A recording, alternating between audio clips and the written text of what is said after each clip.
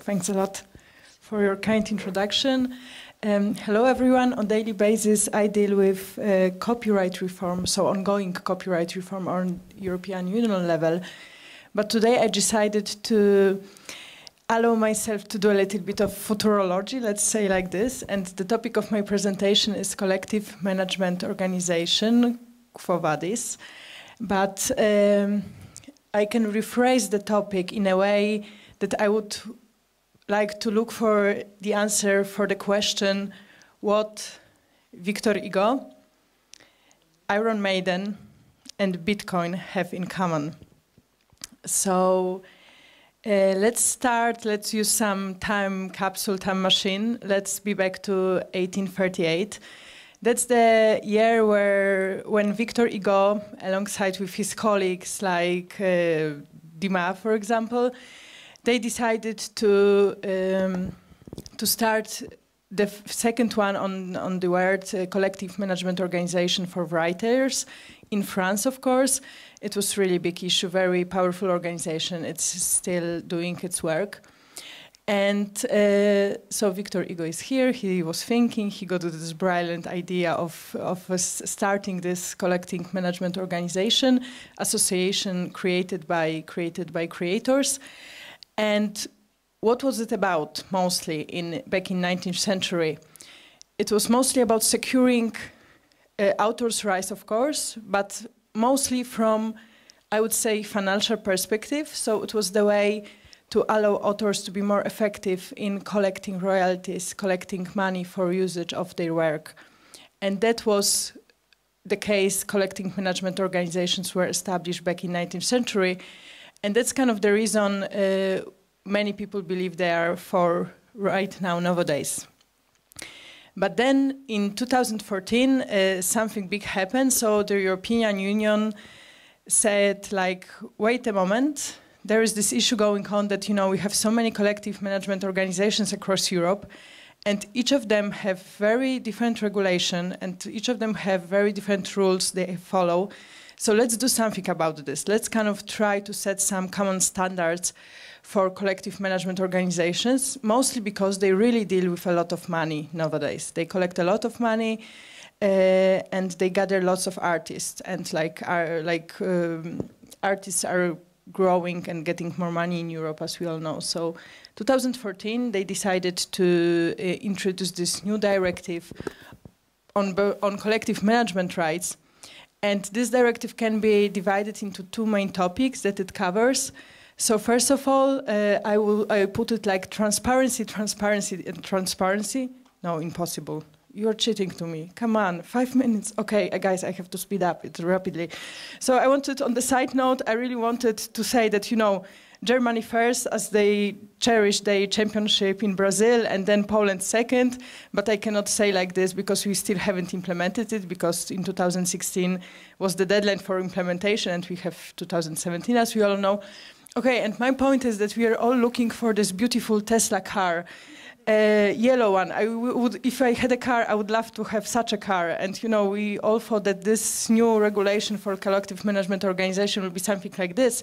But what we really got, of course, besides the best ideas put by Commission, we got this kind of, you know, still running car that is pretty fancy for your ride for the wedding or something like this, but not for daily use. And why am I doing such a kind of strong statement that we didn't get this beautiful yellow Tesla car from the Commission? Because I really believe that nowadays authors, of course, they need money and they need the system of reimbursement and they need the system of providing them with royalties. But what they also need and what they are craving for is data on how users use their art, how users use and where and because of what reasons. And collective management organizations, every time, at least in Poland, I ask them about this. Why you not provide data to authors? And they're answering, okay, we are not able to do so because of the intermediaries, because of YouTube, because of Spotify, because they don't provide us with proper data, so we cannot transfer it to authors. And I wanted to refer back to Iron Maiden case. There is, okay, but probably I simply have no time, so I can talk to you during the break about this case that apparently was a fake news, you know, back 10 years ago or something like this. But it shows that big groups, big artists, they can get data. They have money to get data from private companies. But what about small authors? What about small artists who are independent and who don't have money for this? So the answer might be kind of Bitcoin, not Bitcoin as a currency, but blockchain. This is the technology that is behind Bitcoin. So to make the long story short, as we all know, like in tech world, blockchain is the word of like 2016 and 17 probably. And what is it about? This is like kind of technology that allows like to build decentralized ladder technology that allows us to build the big what did I do? Sorry. Storage of data that are kind of connected. But what's really important about blockchain in 30 seconds, first of all, it's not centralized. We don't have intermediary to run all data and all transaction. That is something really new approach. And then what's also really important, that blockchain itself as a technology seems to be it's uncorruptible. So it means that any changes you are doing, they are traceable because all transactions are encrypted on blockchain. So that's what makes blockchain so effective and so appealing for many people as the solution to solve many tech problems we are solving right now, especially with intermediaries. And you may ask, okay, but what you know, Victor Ego, and Iron Maiden and blockchain have in common?